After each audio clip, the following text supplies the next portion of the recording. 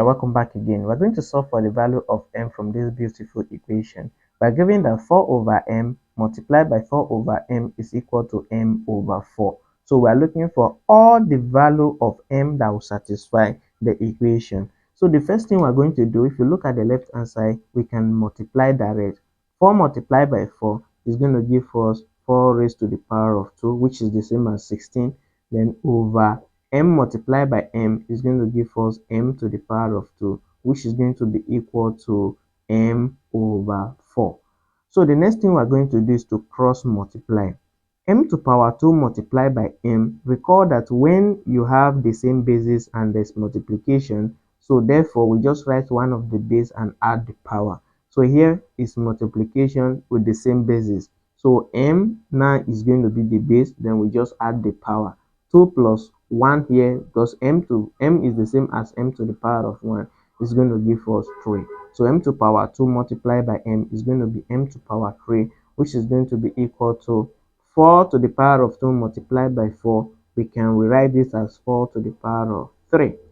So the next thing we're going to do is to take this 4 to the power of 3 to the left hand side. So this is going to be m raised to the power of 3 negative 4 to the power of 3, which is going to be equal to 0, because when the positive cross an equality sign is going to be negative. Now we have difference of cube. Recall that when we have a raised to the power of 3 minus b raised to the power of 3, this is going to be the same as what? A minus b, then multiply by what? A square plus ab, then plus b square. So we're going to apply this property to the left hand side of this equation. So where m represents a and 4 represent 3. So m to power 3 minus 4 to the power of 3 now in this form is going to be what?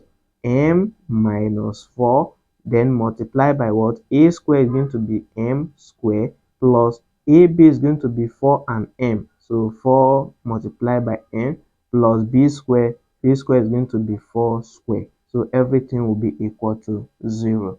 Now we have two brackets to multiply itself to be 0. So what we're going to do is to equate the first one to be 0 or the second one to be 0. So we're going to have two cases.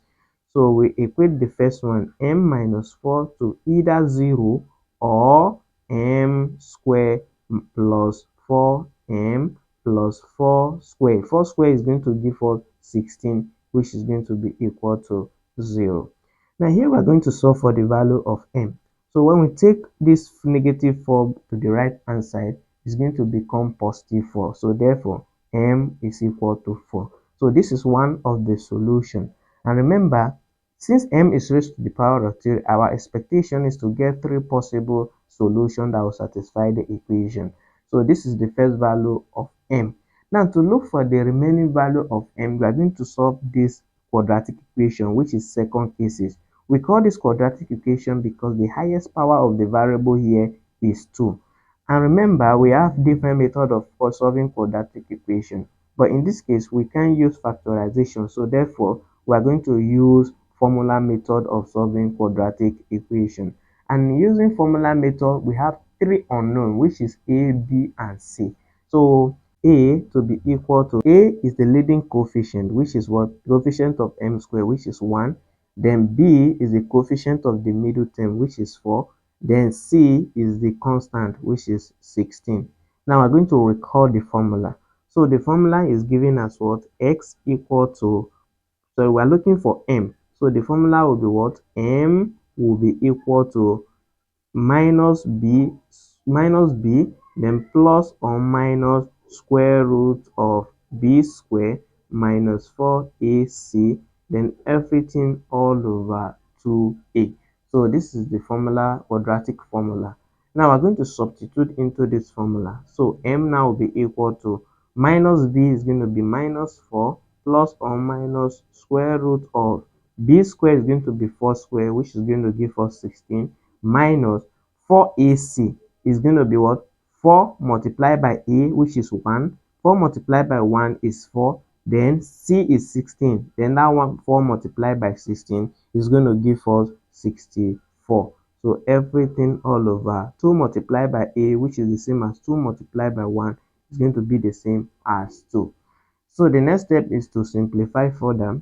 we have m will be equal to minus 4 plus or minus square root of 16 minus 64 is going to give us negative 48, then everything all over 2. If you look at this inside this square root, the radical there is negative number. So our expectation is to get a complex solution. So solving this, we first separate this negative. We can write negative 48 as what? Negative, or we can write negative 48 as what? 16 multiplied by negative 3.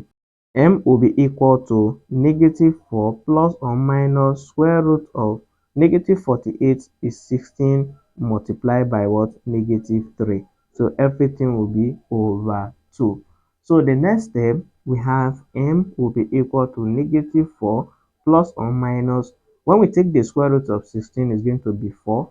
Then when you take the square root of negative 3 is going to be square root of 3, then multiply by I. This is imaginary number because of this negative. So everything all over 2. So we are going to have m will be equal to, here we have 2 in the denominator. So we need to cancel that 2 because we can factor out 2 from this numerator. So we're going to factor out 2. Then negative 4 divided 2 is going to be negative 2 plus or minus 4 divided 2 is going to be 2. Then square root of 3i. So everything all over 2. The idea we do this so that we can be able to cancel these 2.